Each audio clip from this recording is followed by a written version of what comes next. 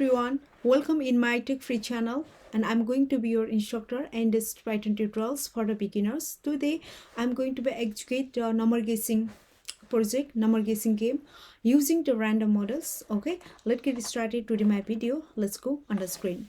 VS Code open गरेर मैले folder भित्र मैले चाहिँ day21.py गरेर मैले फाइल क्रिएट गरिसकेको छु अलरेडी नै मैले फोल्डर भित्र day21.py गरेर चाहिँ आज चाहिँ day21 को ट्युटोरियल चाहिँ मैले स्टार्ट गरिरहेको छु day21.py फाइल क्रिएट गरिसकेपछि मैले चाहिँ यसमा चाहिँ इम्पोर्ट गर्नुपर्ने हुन्छ इम्पोर्ट मोड्युल भनेपछि र्यान्डम मोड्युललाई चाहिँ म इम्पोर्ट गर्छु ओके सरी यसमा चाहिँ इन्डेन्टेसन धेरै अगाडि आयो इम्पोर्ट गर्ने अनि र्यान्डम गरिसकेपछि मैले चाहिँ नम्बर गेसिङ हो नम्बर इक्वल्स टु मैले इन्टिजर टाइपको इनपुट गर्ने अनि चाहिँ यहाँनिर चाहिँ के गर्नु पर्यो नम्बर गर्नु पर्यो इन्टिजर टाइपको डेटाहरू चाहिँ हो यहाँनिर चाहिँ हैन सरी यसमा चाहिँ नम्बरहरू राख्नु पर्यो यो त मैले सिधै मैले के गरिरहेको छु युजरबाट इनपुट क्रिएट पो गर्न लाग्छु हैन त्यसको त्यो होइन यहाँनिर चाहिँ एउटा र्यान्डम मोड्युल राख्नुपर्ने हुन्छ इन्ट गर्नुपर्ने हुन्छ र यसमा चाहिँ नम्बरहरू 1 to 100 सम्मको भ्यालुजहरू यहाँनिर स्टोर हुन्छ नम्बर भन्ने अब्जेक्ट भित्र र हामीले गेस गर्नुपर्ने गेस भ्यालु भनेपछि सपोज 1 मान्नु पर्यो अनि लुप चाहिँ नि कन्टिन्युअसली लुप चल्नको लागि चाहिँ हैन कन्टिन्युअसली लुप चाहिँ हैन जुन हाम्रो टर्मिनेट नहुँदासम्म लुप कन्टिन्युअसली रन गर्नको लागि चाहिँ नि हाम्रो guess values F not equals to नम्बरसँग जबसम्म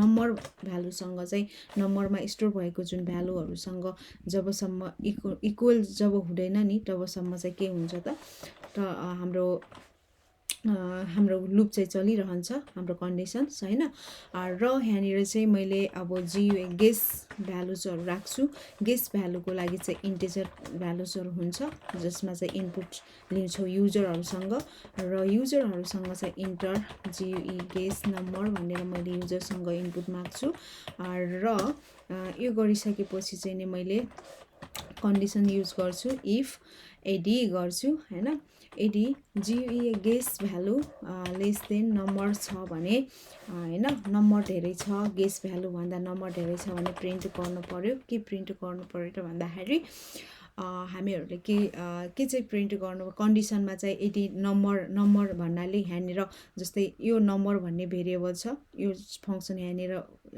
कल भइरहेको छ र यो भन्ने भेरिएबलमा हैन जुन स्टोर भएको नम्बरहरू जुन एउटा नम्बरहरू चाहिँ गेस गरिएको हैन युजरबाट इन्टर गरेको युजरको गेस भन्दा युजरले गेस गरेको नम्बर भन्दा धेरै छ भने चाहिँ हामी के हुनु पर्यो त यहाँनिर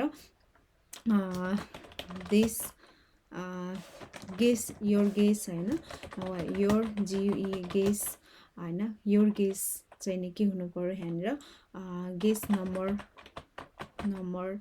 योर गेस नम्बर चाहिँ नि के हुनु पर्यो लोएस्ट हुनु पर्यो सरी हाइजेस्ट हुनु पर्यो है हाइजेस्ट भनेर प्रिन्ट गर्नु पर्यो इफ गरेर चाहिँ हामी फेरि गेस भ्यालुजहरू धेरै छ नम्बर भन्दाखेरि यो कन्डिसन्स आयो भने चाहिँ प्रिन्ट गर्नुपर्ने हुन्छ your guess number LOWEST lowest भनेर चाहिँ यहाँनिर प्रिन्ट गर्नुपर्ने हुन्छ है प्रिन्ट फङ्सन INT प्रिन्ट भन्ने फङ्सन्स युज गर्नुपर्ने हुन्छ है अनि यहाँनिर चाहिँ अब यदि चाहिँ नि नम्बर भन्दा अब चाहिँ यिनी सबै भइसकेको छ यद्यपि यो छैन हैन नम्बर गेस गरे युजरबाट गेस गरेको नम्बर भन्दा नि कम छैन त्यो भन्दा नम्बर भन्दा नि धेरै छैन भने चाहिँ हामी के गर्नुपर्छ त सिधै डाइरेक्टली प्रिन्ट गर्नुपर्छ एल्स गरेर प्रिन्ट गर्नु पर्यो केलाई प्रिन्ट गर्नु पर्यो त भन्दाखेरि you